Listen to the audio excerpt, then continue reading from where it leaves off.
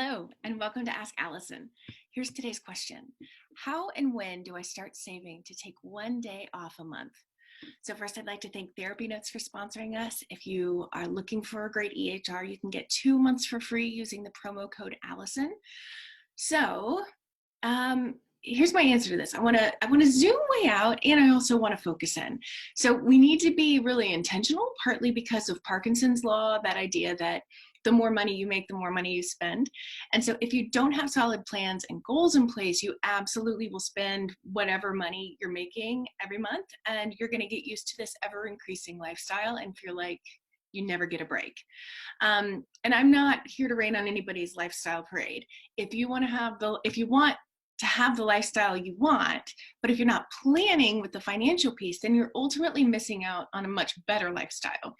Because just think about buying little things here and there. I know I did that on Instagram this week, and not being really thoughtful and intentional. I want you to first do the Fun with Fees calculator that my friend Tiffany McLean developed. I'm putting that in the caption. It's a cool instrument that has you thinking about what you want and need financially for this career to be sustainable. And it's going to give you a fee per session that allows you to make what you want and need to make. But make sure when you're doing this calculator that you account for more time off than you plan to take. So I strongly, strongly recommend that you take off at least 6 weeks per year when you're doing this math. And if you're like me and you basically never used your paid time off at your agency job, you may balk at that. But here's why I recommend this. If you or your kid gets the flu, that's an unexpected week off. In many parts of the world, if you get more than a snow flurry, you get an unexpected week off. In private practice, you're likely making enough to go on a bona fide vacation. So please, please take at least a week off for a vacation. The holiday season is usually slower for sessions. You may as well take a week off, even if you're used to working and muscling through that. So that's at least 4 weeks right there. You could add in 1 weekday per month for an additional 12 days off, and that's bringing us closer to that 14. You could also consider occasional longer weekends here and there, or even a cushion for cancellations or dips in your practice.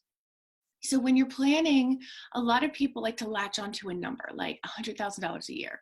And again, I prefer you to do the math of what you actually want through Tiffany's Fun with Fees calculator, and then choose, rather than choose an arbitrary number. You might come up with something higher or lower than whatever arbitrary number you've plucked out of the sky. So we're going to use $100,000, after saying all that. We're going to use $100,000 for this example because it's a round number that I hear the most. So if you're doing that math at 52 weeks of year of work, which nobody should do, then you'd find that you needed to make $8,077 per month to reach $100,000. Now, if you factor in 6 weeks off, which is a much more realistic number for 99% of us, you're going to realize you need $9,130 per month. And this is your business bringing that in.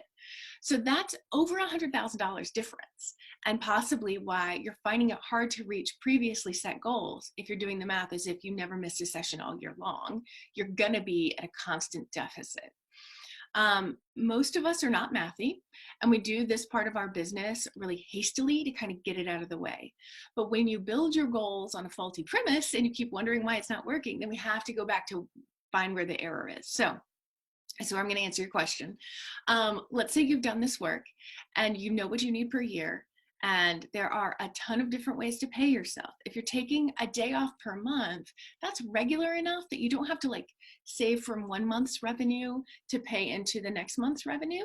That's something you might need to do around the holidays, for instance, if you plan to take a whole week off, or if you're going to take a summer vacation, you might want to do that then. Or you might be making enough money that you can float yourself out of 3 weeks of work per month, which would be awesome. But you may want to do that for vacations, but I don't think you need to do that for 1 day per month, because that can just be built into what your revenue looks like.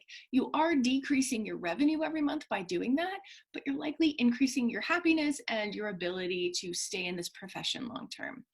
I say that's a very, very fair trade. In solo practice, it's really easy to see how much is lost when you take time off, and that's a scary trap for us. Since we don't get paid if we're not doing therapy, it can feel like a huge loss to take a whole day or a whole week off, especially if you have a high fee or you see a lot of clients in a day or a week. But those days off are so necessary to continue doing what you're doing. So if you're clear on what you want and need to make in a year, you can let go of the more granular daily or weekly decisions about each day. Because if you've built in this cushion of 6 or more weeks, then you don't have to fret over it every month or every time you're feeling too sick to go into work. So that's what I got for you today. If you need support around your practice, if you're trying to build and you're having a hard time, please come join us over in the Abundance Party. We teach you everything you need to know to have a successful practice, and we've got a really awesome community too. That's over at abundanceparty.com. If you have questions for Ask Allison, you can either email us at hello@abundancepracticebuilding.com, or you can DM me on Instagram.